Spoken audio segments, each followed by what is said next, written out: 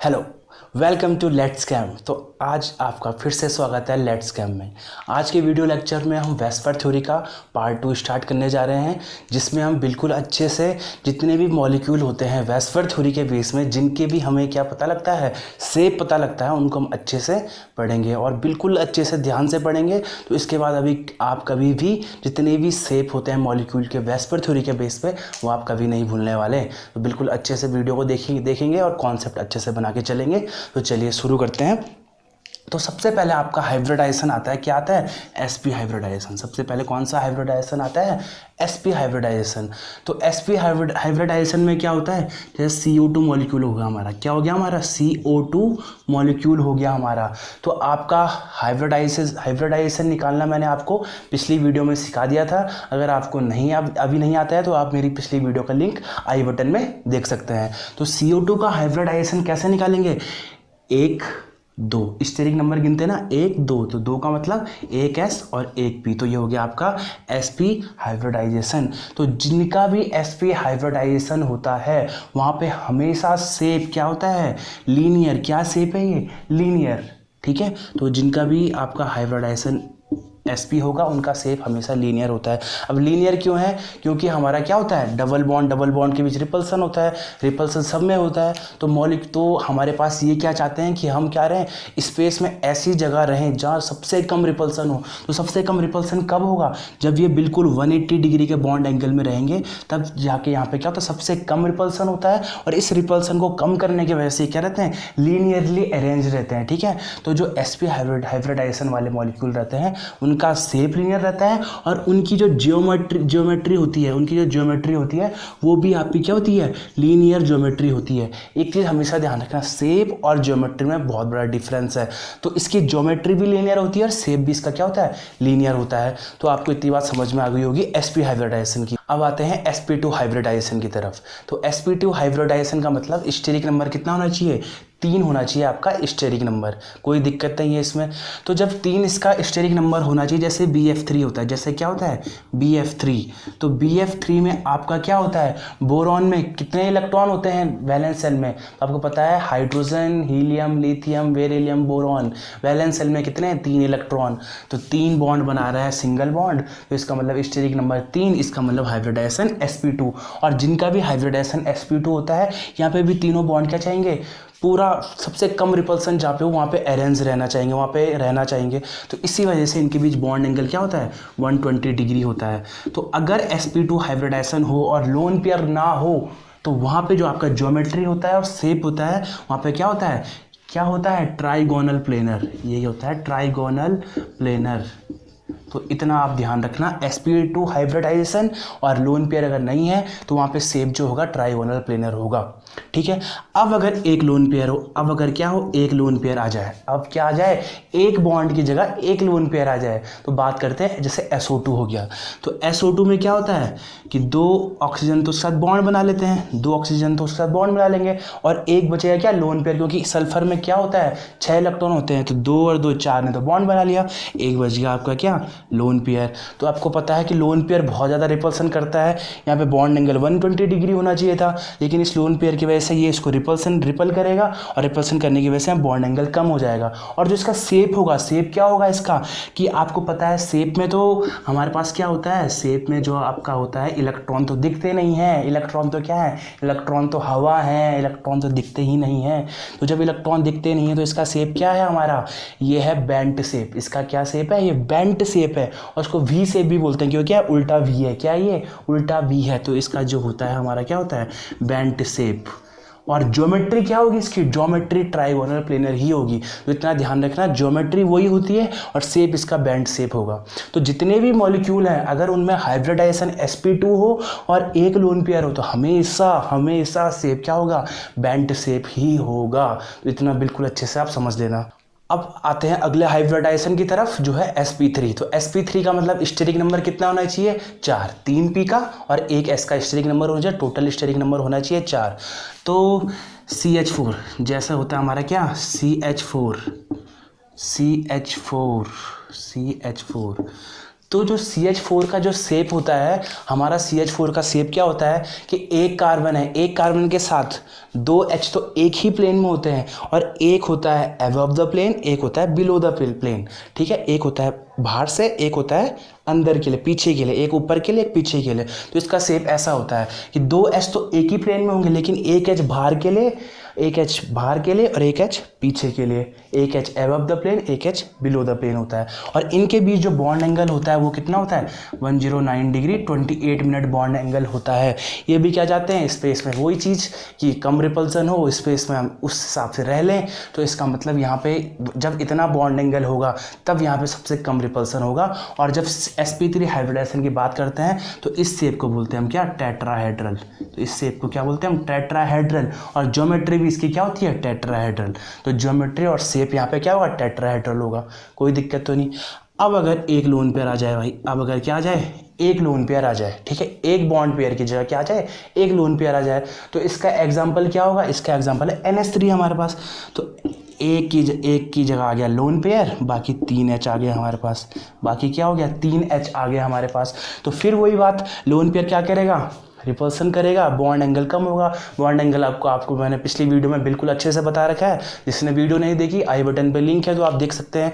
ठीक है, तो यहाँ पे हमारा क्या होगा, फिर लोन पेयर तो क्या है, इलेक्ट्रॉन तो हवा है, तो इसका जो शेप होगा, क्या शेप होगा, इसका शेप ये ऐसा शेप होगा, ये शेप है इसका, ये शेप है इसका, नाइट्रोजन के साथ 3 H बिल्कुल ऐसे हैं, पिरामिडल शेप। क्या शेप है, पिरामिडल शेप है। तो हमेशा ध्यान रखना, अगर एक लोन पेयर हो और हाइब्रिडाइजेशन sp3 हो, कोई सा भी मॉलिक्यूल हो, SOCl2 हो जाए, XgO3 हो जाए, जितने भी मॉलिक्यूल होते हैं जिन पे एक लोन पेयर होता है और हाइब्रिडाइजेशन sp3 होती है, उनका शेप जो होता है क्या होता है, ट्राइगोनल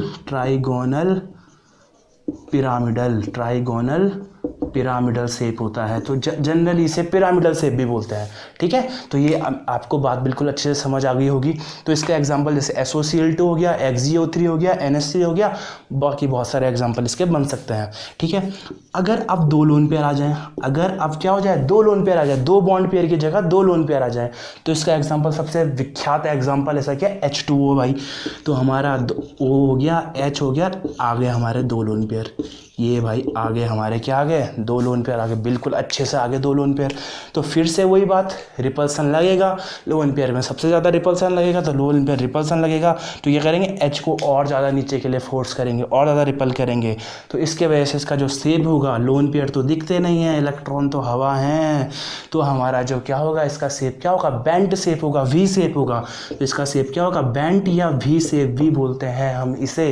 तो इसीलिए हमेशा ध्यान रखना, जितने भी मॉलिक्यूल होते हैं जिनमें 2 लोन पेयर होंगे, और हाइब्रिडाइजेशन sp3 होगा, तो वहाँ पे आपका शेप क्या होगा, बेंट होगा। कोई सा भी एग्जांपल ले लो, हमेशा हाइब्रिडाइजेशन निकाल देना और उसके बाद लोन पेयर देख लेना, अगर 2 लोन पेयर हुए तो बेंट शेप ही होगा।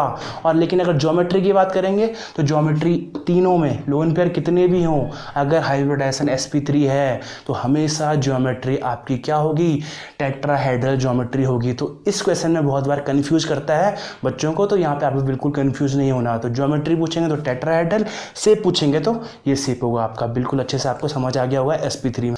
अब चलते हैं नेक्स्ट हाइब्रिडाइजेशन की तरफ, जो है आपका sp3d, क्योंकि p में तो 3 ही होते हैं, तो इसके बाद क्या आएगा हमारा, d स्टार्ट हो जाएगा, तो sp3d। तो इसके लिए स्टेरिक नंबर कितना होना चाहिए, तो स्टेरिक नंबर होना चाहिए 3 और एक 4 और एक 5, तो 5 स्टेरिक नंबर होना चाहिए। मतलब सबसे पहले हम लेते हैं 5 सिग्मा बॉन्ड, कितने बॉन्ड, 5 सिग्मा बॉन्ड, तो 5 स्टेरिक नंबर, 5 सिग्मा बॉन्ड। तो इसका मतलब एक एग्जांपल आता है हमारे पास PCl5।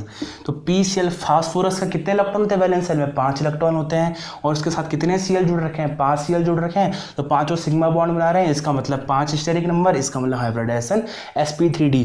तो इसका शेप कैसे बनता है, इसका शेप बनता है, देखिए ये तो हो गया आपका ट्राइगोनल, ये तो 3 Cl जो होते हैं ट्राइगोनल शेप का, ट्राइगोनल प्लेनर जो शेप होता है ना आपका sp2 का, तो 3 तो sp2 में अरेंज रहते हैं, 3 जो Cl होंगे वो sp2 में अरेंज रहते हैं, और जो 2 बचे आपके, एक p का और एक d का जो बचा आपका, वो आपका क्या होता है, एक ऊपर से होता है और एक नीचे से होता है, एक ऊपर के लिए होता है और एक नीचे के लिए होता है। तो इसका बिल्कुल अच्छे से शेप समझ जाना आप। आपका ये हो गया आपका ट्राइगोनल, आपका ये क्या हो गया आपका ट्राइगोनल शेप हो गया आपका, ये आपका ट्राइगोनल शेप हो गया आपका, एक Cl, दो Cl और तीसरा Cl ये, ठीक है। और दो Cl जो होते, एक होता है बाहर से, एक होता है पीछे से, एक होता है आगे के लिए, एक होता है पीछे के लिए। तो जब ये आगे के लिए होगा, जब ये आगे के लिए होगा तो ये एक पिरामिड बनाएगा, ये इस पे क्या बनाएगा, पिरामिड बनाएगा। एक जो नीचे से होगा वो भी इस पे क्या बनाएगा, पिरामिड बनाएगा। तो इसका शेप क्या बोलेंगे हम, ट्राइगोनल। और एक पिरामिड, दो पिरामिड, तो क्या होगा, ट्राइगोनल बाई पिरामिडल। तो हमेशा जब भी sp3d होता है उसकी ज्योमेट्री होती है ट्राइगोनल, ट्राइगोनल बाई पिरामिडल। तो इसकी जो ज्योमेट्री होती है ट्राइगोनल बाई पिरामिडल होती है, और जो उसका शेप होता है ट्राइगोनल बाई पिरामिडल ही होता है। अगर लोन पेयर ना हो, सारे के सारे क्या हो, सिग्मा बॉन्ड हो, तो वहाँ पे हमारा क्या होगा, ट्राइगोनल बाई पिरामिडल, ज्योमेट्री भी और शेप भी। तो बिल्कुल अच्छे से आपको ये समझ में आ गया होगा। तो अब एक चीज़ यहाँ पे अच्छे से ध्यान रखनी है आपको, कि जो तीन है हमारे पास, जो तीन बॉन्ड है हमारे पास, जो ट्राइगोनल अरेंज्ड हैं, तो उनमें हाइब्रिडाइजेशन sp2 है, और जो दो हैं हमारे पास उनमें हाइब्रिडाइजेशन क्या है, pd। तो यहाँ पे s करेक्टर है, s करेक्टर बिल्कुल भी नहीं है यहाँ पे। जो यहाँ पे दो Cl हैं वहाँ पे s करेक्टर बिल्कुल भी नहीं है। तो s करेक्टर नहीं है, इसका मतलब एक चीज़ ये ध्यान रखना कि अगर कोई s करेक्टर के साथ, किसी s करेक्टर के साथ अगर हम इलेक्ट्रोनेगेटिव एटम जोड़ दें, किसी s करेक्टर के साथ, अगर मैं s करेक्टर लिखूं यहाँ पे, किसी पे बहुत ज़्यादा s करेक्टर है, ठीक है, अगर उसके साथ हम कोई एक इलेक्ट्रोनेगेटिव एटम जोड़ दें, तो इलेक्ट्रोनेगेटिव एटम की टेंडेंसी क्या होती है कि इलेक्ट्रॉन को अपनी तरफ खींचने की। और s करेक्टर क्या चाहता है, s करेक्टर ये चाहता है, s करेक्टर होता है क्या, बल्कि होता है साइज में, मोटा होता है साइज में, और अपने इलेक्ट्रॉनों को अपने पास रखना चाहता है। p करेक्टर क्या चाहता है, p करेक्टर चाहता है कि डायरेक्शन नेचर आ जाए और इलेक्ट्रॉन दूर रहें। लेकिन s करेक्टर क्या होता है, बल्कि होता है साइज में, इलेक्ट्रॉन को अपने पास रखना चाहता है। लेकिन अगर s करेक्टर के साथ हम इलेक्ट्रोनेगेटिव एटम जोड़ दें, तो इलेक्ट्रोनेगेटिव एटम क्या चाहता है, कि मैं उसके इलेक्ट्रॉनों को अपनी तरफ खींच लूँ, ठीक है। पर s करेक्टर चाहता है कि इलेक्ट्रॉन मेरे पास रहें। तो कभी भी अगर s करेक्टर के साथ इलेक्ट्रोनेगेटिव एटम जुड़ जाए तो इसका s करेक्टर क्या होने लग जाता है, कम होने लग जाता है। क्यों, क्योंकि ये इलेक्ट्रोनेगेटिव एटम क्या करेगा, इसके इलेक्ट्रॉनों को अपनी तरफ खींचने लग जाता है। तो इसीलिए s करेक्टर चाहता है कि मेरे साथ इलेक्ट्रोनेगेटिव एटम कभी ना जुड़े, क्या हो, इलेक्ट्रोनेगेटिव एटम कभी ना जुड़े, क्योंकि वो चाहता था कि मेरे बच्चे मेरे पास ही रहे, मेरे इलेक्ट्रॉन मेरे पास ही रहे, कोई दूसरा मेरे बच्चों को ना ले जाए, इलेक्ट्रॉनों को ना ले जाए। तो इसीलिए वो चाहता है कि इलेक्ट्रोनेगेटिव एटम मेरे से अटैच ना ही हो। तो इसीलिए हमेशा ध्यान रखना, जो भी sp3d हाइब्रिडाइजेशन होती है वहाँ पे sp2 में s करेक्टर तो होता है, लेकिन pd में s करेक्टर नहीं होता है। तो ये sp2 हाइब्रिडाइजेशन क्या चाहता है, इस पे s करेक्टर है तो इस पे s करेक्टर बना रहे, तो इसके लिए ये चाहता है ये कि यहाँ पे कोई इलेक्ट्रोनेगेटिव एटम ना जुड़े, यहाँ पे कोई इलेक्ट्रोनेगेटिव एटम ना जुड़े। और पीडी, इसीलिए हमेशा इलेक्ट्रोनेगेटिव एटम जो भी होते हैं वो कहाँ जाते हैं, पीडी हाइब्रिडाइजेशन में जाते हैं, इस वाले बॉन्ड में जाते हैं। और इस वाले बॉन्ड को बोलते हैं हम एक्सियल, इस वाले बॉन्ड को बोलते हैं हम, ये जो दो बॉन्ड होते हैं इनको बोलते हैं हम एक्सियल, और जो ये तीन बॉन्ड होते हैं इनको बोलते हैं इक्विटोरियल, इक्विटोरियल बॉन्ड। तो हमेशा ध्यान रखना कि इलेक्ट्रोनेगेटिव एटम हमेशा एक्सियल बॉन्ड में ही रहेंगे। क्यों, क्योंकि हमारा sp2 चाहता है कि मेरे पे s करेक्टर है तो वो बना रहे, कोई दूसरा छीन के ना ले जाए मेरे इलेक्ट्रॉनों को। तो इसीलिए इलेक्ट्रोनेगेटिव एटम कहाँ जुड़ता है, pd में, pd का मतलब एक्सियल बॉन्ड में, और इक्विटोरियल बॉन्ड में आपके क्या होते हैं, लेस इलेक्ट्रोनेगेटिव एटम जुड़ते हैं। अगर मैं बात करूं PCl3F2 की, अगर मैं बात करूं PCl3F2 की, ठीक है, तो ये आपका PCl3F2। तो अगर मैं इसका शेप बनाना चाहूँ तो आपको पता है कि ट्राइगोनल बाईपिरामिडल ही शेप होगा, ज्योमेट्री भी ट्राइगोनल बाईपिरामिडल ही होगी। लेकिन इसमें एक चीज़ क्या है कि यहाँ पे F ज़्यादा इलेक्ट्रोनेगेटिव है Cl से, तो इसीलिए हमेशा जो F आएगा हमारे पास, F आएगा वो एक्सियल बॉन्ड में आएगा। और जो हमारे पास 3 Cl होंगे, जो हमारे पास क्या होंगे, 3 Cl होंगे, तो वो आपके क्या आएंगे, इक्विटोरियल बॉन्ड में आएंगे। तो ये हमेशा ध्यान रखना, इसका एग्जैक्ट शेप PCl3F2 का ये होगा। तो यहाँ पे बिल्कुल कंफ्यूज नहीं होना, अगर आपने F को यहाँ पे बना दिया और Cl को यहाँ पे बना दिया तो ये शेप बिल्कुल गलत है। इसीलिए हमेशा ध्यान रखना, जो भी इलेक्ट्रोनेगेटिव एटम होंगे वो एक्सियल बॉन्ड में जुड़ेंगे, और जो लेस इलेक्ट्रोनेगेटिव एटम होंगे वो इक्विटोरियल बॉन्ड में जुड़ेंगे। क्यों जुड़ेंगे, क्योंकि आपको बिल्कुल अच्छे से समझ आ गया S करेक्टर की वजह से। तो अब एक चीज़ यहाँ ध्यान रखना, यहाँ पे S करेक्टर बिल्कुल नहीं है, यहाँ पे जो एक्सियल बॉन्ड है S करेक्टर बिल्कुल नहीं है, और यहाँ पे S करेक्टर है। तो जहाँ पे S करेक्टर नहीं होता है वहाँ पे क्या होता है, मैंने आपको बताया था पिछली वीडियो में कि एस करेक्टर जितना ज़्यादा बढ़ेगा बॉन्ड लेंथ उतनी ज़्यादा क्या होगी, डिक्रीज होगी। ठीक है, तो यहाँ पे एस करेक्टर ज़्यादा है इन बॉन्डों के कंपैरिजन में, तो यहाँ पे बॉन्ड लेंथ क्या होगी, कम होगी, और यहाँ पे बॉन्ड लेंथ क्या होगी, ज़्यादा होगी। तो जो एक्सियल की बॉन्ड लेंथ होती है, एक्सियल की बॉन्ड लेंथ होती है वो क्या होती है, ज़्यादा होती है इन कंपैरिजन ऑफ किसके, इक्वेटोरियल बॉन्ड के। क्यों, एस करेक्टर की वजह से। तो आपको बिल्कुल अच्छे से शेप समझ में आना चाहिए, कहाँ पे बॉन्ड लेंथ ज़्यादा होगी, कहाँ पे बॉन्ड लेंथ कम होगी, कहाँ पे इलेक्ट्रोनेगेटिव एटम रखे जाएंगे, कहाँ पे लेस इलेक्ट्रोनेगेटिव एटम रखे जाएंगे। तो आपको बिल्कुल अच्छे से बात समझ में आ गई होगी। और एक चीज़ ध्यान रखना कि जो एस कैरेक्टर है वो एस कैरेक्टर क्या चाहता है, क्या चाहता है, एस कैरेक्टर चाहता है मेरे पे डबल बॉन्ड हो, मेरे पे क्या आ जाए, डबल बॉन्ड आ जाए। क्योंकि हमें पता है, मैंने आपको बताया था S character double bond loving होता है पिछली वीडियो में, कि डबल बॉन्ड मतलब जितने ज़्यादा नज़दीक आएंगे एटम उतने ज़्यादा हमारा क्या होगा, डबल बॉन्ड की स्ट्रेंथ बढ़ेगी। आप बिल्कुल अच्छे से आपको बात समझ में आ गई होगी। तो इसीलिए एस कैरेक्टर चाहेगा मेरे पर डबल बॉन्ड भी रहे, और लोन पेयर, एस कैरेक्टर क्या होता है, लोन पेयर लविंग भी होता है। तो इसीलिए हमेशा इक्वेटोरियल बॉन्ड में हम लोन पेयर को भी बना सकते हैं। अगर कभी लोन पेयर आ जाए तो लोन पेयर भी बनाते हैं, और अगर कभी डबल बॉन्ड आ जाए तो डबल बॉन्ड भी हम कहाँ बनाते हैं, इक्वेटोरियल बॉन्ड में बनाते हैं, एक्सियल बॉन्ड में नहीं बनाते हैं। अगर आपको ये नहीं पता कि डबल बॉन्ड लविंग क्यों होता है इस कैरेक्टर, तो मेरी पिछली वीडियो बिल्कुल अच्छे से देखिएगा, आपको बिल्कुल अच्छे से समझ में आ जाएगा। तो अब आते हैं sp3d की तरफ, जिसमें अगर एक लोन पेयर हो, तो एक लोन पेयर हो तो इसमें एग्जाम्पल है आपका sf4। आपका एग्जाम्पल क्या है, sf4। तो इसमें 6 इलेक्ट्रॉन होते हैं, 4 सिग्मा बॉन्ड, कितने, 4 सिग्मा बॉन्ड और एक लोन पेयर। तो स्टेरिक नंबर कितना होगा, 1 4 और 1 5 sp3d। तो 4 लोन पेयर एक लोन पेयर मतलब 4 सिग्मा बॉन्ड, एक लोन पेयर मतलब कितने इलेक्ट्रॉन, 4 और 2 6। तो 6 किस में होते हैं, सल्फर में होते हैं। तो 4 सिग्मा बॉन्ड बना लिया हमने F के साथ, और बच गया एक लोन पेयर। तो इसमें जो शेप होता है, अभी मैंने बताया था आपको लोन पेयर कहाँ रहेंगे, लोन पेयर रहेंगे इक्वेटोरियल बॉन्ड में। तो ये हमने बना दिया लोन पेयर इक्वेटोरियल बॉन्ड में। अब बचे आपके F 1 2 3 और 4। तो ये बन गया इसका बिल्कुल अच्छे से शेप। तो अब ये पता है, फिर से आपको ये चीज़ लोन पेयर क्या करेंगे, रिपल करेंगे। तो रिपल्सन की वजह से क्या होगा, थोड़ा सा रिपल्सन की वजह थोड़ा सा ये बेंट हो जाएंगे। और आपको पता है लोन पेयर तो हवा है, लोन पेयर तो दिखते नहीं हैं।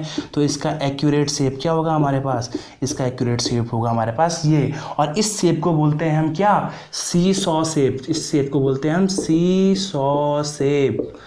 ठीक है, तो ये हमेशा ध्यान रखना। और ज्योमेट्री क्या होगी इसकी, ज्योमेट्री होगी टीबीपी, ट्राइगोनल बाइपिरामिडल ही ज्योमेट्री होगी, लेकिन शेप जो होगा इसका सी सॉ शेप होगा। तो हमेशा ध्यान रखना, जितने भी मॉलिक्यूल हैं हमारे पास, जितने भी कंपाउंड हैं हमारे पास, XeO F2 हो, SF4 हो, जिनमें क्या हो, 4 सिग्मा बॉन्ड, एक लोन पेयर हो, हाइब्रिडाइजेशन sp3d हो, वहाँ पे हमेशा ही शेप क्या होगा, सी सॉ शेप होगा। बिल्कुल अच्छे से ध्यान रखना। और ज्योमेट्री क्या होगी, ज्योमेट्री होगी आपकी टीबीपी, ट्राइगोनल बाइपिरामिडल। अब आते हैं, अगर हमारे पास क्या हो, 3 सिग्मा बॉन्ड हो और 2 लोन पेयर हो अगर, तो स्टेरिक नंबर 5 ही आएगा और sp3d होगा। तो आपके पास अगर 2 लोन पेयर हो और 3 सिग्मा बॉन्ड हो, तो आपके पास इलेक्ट्रॉन कितने होने चाहिए, मतलब 2 लोन पेयर मतलब 4 और 3 7, 4 और 3 7। तो आपके पास 7 हमारे पास क्या होना चाहिए, इलेक्ट्रॉन होना चाहिए इसके लिए। तो किस में होते हैं 7, तो आई में होते हैं भाई। किस में, जितने भी हमारे पास क्या होता है, जितने भी क्या है हमारे पास,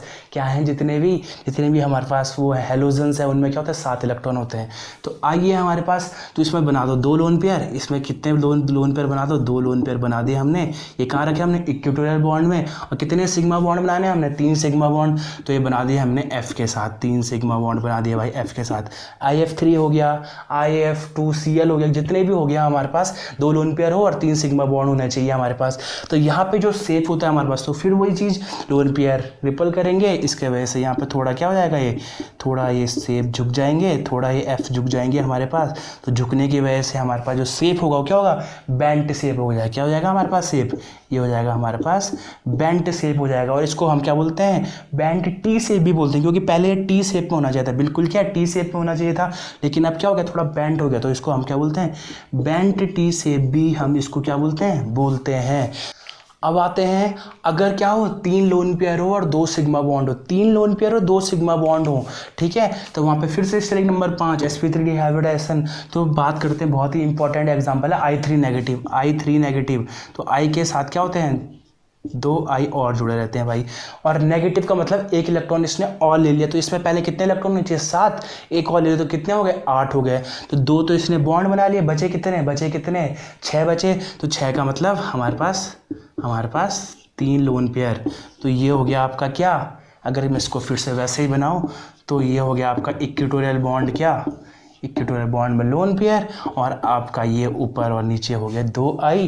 तो बिल्कुल अच्छे से आपको समझ में बात आ गई होगी। तो ये आपका शेप होगा, तो शेप क्या होगा इसका, लोन पेयर तो हवा है, लोन पेयर तो दिखते नहीं हैं, तो आपका ये शेप क्या होगा हमारे पास, बिल्कुल लीनियर शेप होगा, क्योंकि रिपल्सन यहाँ से भी लग रहा है, यहाँ से भी लग रहा है, तो यहाँ पे शेप क्या होगा, बिल्कुल लीनियर होगा। तो हमेशा ध्यान रखना I3 नेगेटिव है, ये क्या है I3 नेगेटिव, ठीक है। तो I3 नेगेटिव में हमेशा जो शेप होता है वो लीनियर होता है, मतलब कभी भी अगर 3 लोन पेयर हो और 2 सिग्मा बॉन्ड हो, हाइब्रिडाइजेशन sp3d हो, तो वहाँ पे हमेशा शेप क्या होगा, लीनियर होगा। बिल्कुल अच्छे से ध्यान रखना, बिल्कुल अच्छे से आपको sp3d हाइब्रिडाइजेशन बिल्कुल अच्छे से समझ में आ गया होगा, शेप बिल्कुल अच्छे से समझ में आ गया होगा। अब आते हैं नेक्स्ट हाइब्रिडाइजेशन की तरफ, जो है sp3d2, ठीक है। तो sp3d2 हाइब्रिडाइजेशन का मतलब स्टेरिक नंबर कितना होना चाहिए, 3 और 1 4 और 2 6। तो सबसे पहले हम क्या करते हैं, 6 सिग्मा बॉन्ड, इसमें क्या हो 6 के 6 क्या हो, सिग्मा बॉन्ड हो हमारे पास, तो 6 क्या होगा हमारा स्टेरिक नंबर होगा हमारे पास।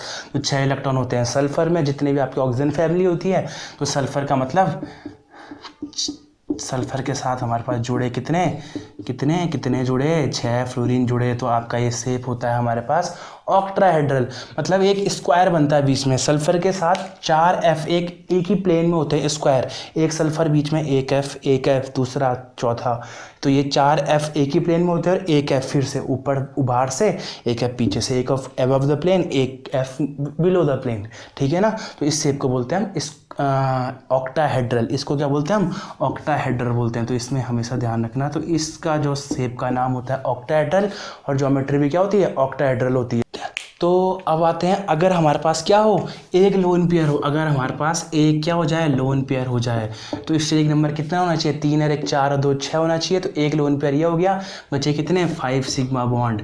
तो एक लोन पेयर और 5 सिग्मा बॉन्ड हो, तो मतलब इलेक्ट्रॉन कितने होने चाहिए, 5 और 2 7। तो 7 किस में होते हैं, आपके जितने भी हेलोजन है। तो फिर से आई का एग्जांपल ले लेते हैं, तो हमारे पास एक लोन पेयर होना चाहिए। तो ये हो गया हमारा एक लोन पेयर, बचे कितने 5 F जोड़ दो भाई, इसके साथ कितने जोड़ दो 5 F जोड़ दो। तो ये हो गया इसका शेप। तो फिर से वही बात, एक लोन पेयर है, लोन पेयर तो हवा है, दिखते नहीं है, तो लोन पेयर नहीं दिखेंगे, तो इसका शेप बिल्कुल ऐसा हो जाएगा।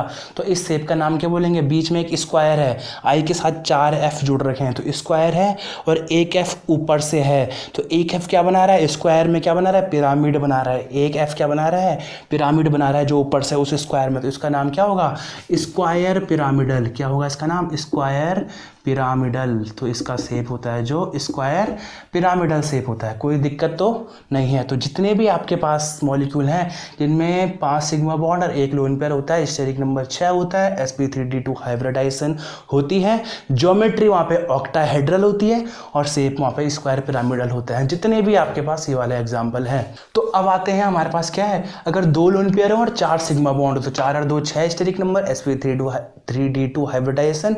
तो हमारे पास क्या होता है, मतलब इलेक्ट्रॉन कितने होने चाहिए, 4 और 4 8 इलेक्ट्रॉन होते हैं। 8 इलेक्ट्रॉन किस में होते हैं, जितने भी इनर्ट गैस है हमारे पास। तो ले लेते हैं Xg का एग्जांपल।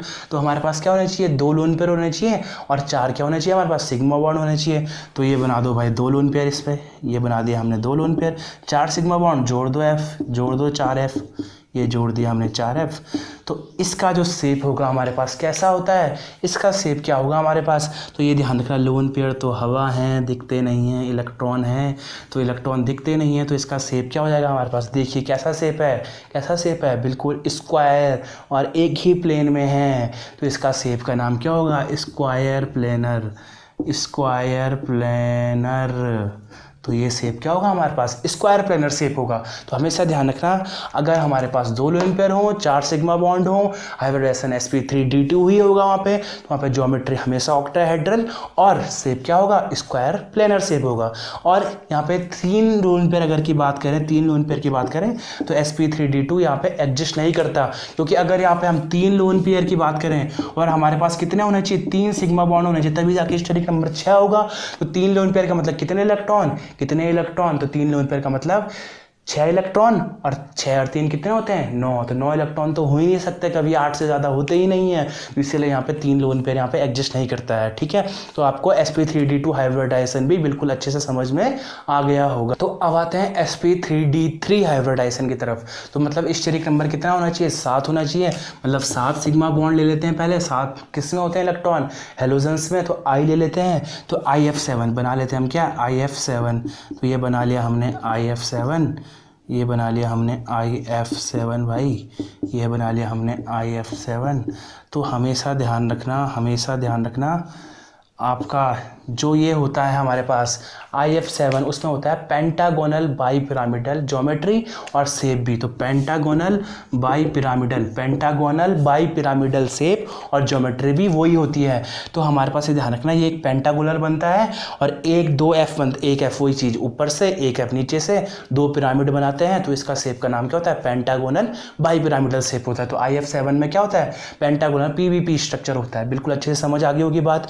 तो अब इसमें बहुत ही इंपॉर्टेंट sp3d3 से एक्सेप्शन मिलते हैं हमारे पास बहुत ही ज़्यादा, तो इसलिए इसको बिल्कुल अच्छे से पढ़ना और ये एग्जाम में बहुत ज़्यादा पूछे जाते हैं। तो आते हैं नेक्स्ट, अगर हमारे पास क्या हो तो इसमें 3 कंडीशन होती हैं। अगर एक लोन पेयर हो तो लोन पेयर क्या होता है अगर इंक्लूड कर रहा हो शेप में, लोन पेयर अगर क्या हो इंक्लूड नहीं कर रहा हो एक्सक्लूडिंग हो, और थर्ड चीज़ हमारे पास क्या हो लोन पेयर पार्शियली पार्टिसिपेट कर रहा हो, तो यहाँ पे शेप में बहुत ज़्यादा इफेक्ट पड़ सकता है और पड़ता भी है। तो आइए देखते हैं। सबसे पहले IF6 नेगेटिव, IF6 क्या होता है नेगेटिव होता है हमारे पास। तो IF6 नेगेटिव में क्या होता है लोन पेयर क्या करता है इंक्लूड करता है, लोन पेयर ये करता है इंक्लूड करता है। यहाँ पे क्या है एक लोन पेयर है, क्योंकि I ने क्या करा 1 इलेक्ट्रॉन ले लिया, नेगेटिव कौन 1 इलेक्ट्रॉन ले लिया, तो इसमें 7 होते हैं, तो 7 के बाद एक और ले लिया तो 8 इलेक्ट्रॉन। तो 6 के साथ इसने बनाया सिग्मा बॉन्ड, एक इस लोन पेयर बचा इस पे, तो इसके वजह से इसका शेप क्या आता है, इसका शेप आता है ऐसा, और हमारे पास एक F और एक F, तो इसका शेप ऐसा होता है। तो इसका शेप ऐसा होने की वजह से यहाँ पे एक लोन पेयर है, तो लोन पेयर हवा है, लोन पेयर दिखते नहीं है, तो इस लोन पेयर थोड़ा हमारा क्या रिपल्सन दिखाएगा, और रिपल्सन की वजह से इसका शेप का नाम जो होता है वो होता है bent PBP, bent pentagonal bi pyramidal, bent pentagonal bi pyramidal इसका क्या होता है शेप का नाम होता है। ये हमेशा ध्यान रखना, कोई दिक्कत तो नहीं, एक लोन पेयर की वजह से रिपल्सन होगा तो ये बेंट हो जाता है, या डिस्टॉर्टेड ही बोल सकते हैं इसे हम, क्या बोलते हैं डिस्टॉर्टेड PVP भी बोल सकते हैं, डिस्टॉर्टेड PVP हमारा क्या हो गया डिस्टॉर्ट हो गया, ये स्ट्रक्चर क्या हो गया PVP डिस्टॉर्ट हो गया एक लोन पेयर की वजह से।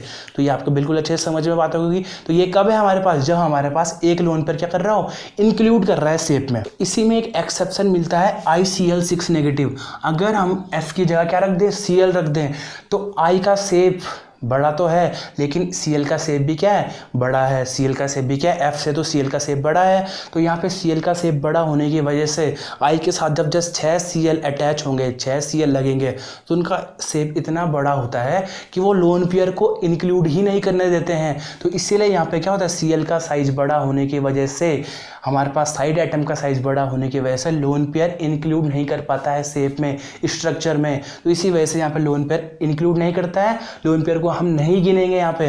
तो यहाँ पे I के साथ कितने Cl है 6 Cl, तो हमारे पास स्टेरिक नंबर यहाँ पे कितना आता है 6 हो जाता है। तो स्टेरिक नंबर 6 होने की वजह से यहाँ पे जो स्ट्रक्चर बनता है क्या बनता है परफेक्ट ऑक्टाहेड्रल बनता है, क्या बनता है परफेक्ट ऑक्टाहेड्रल बनता है। तो इतना ये ध्यान रखना, इसका जो हाइब्रिडाइजेशन है sp3d3 है, लेकिन इसका जो शेप होगा परफेक्ट ऑक्टाहेड्रल होगा। और एक चीज़ और हमेशा ध्यान रखना है क्या ज्योमेट्री क्या होगी, ज्योमेट्री आपकी PVP ही होगी, पेंटागोनल बाई पिरामिडल ही होगी, लेकिन शेप आपका क्या होगा परफेक्ट ऑक्टाहेड्रल। तो आपको अच्छे से बात समझ में आ गई होगी।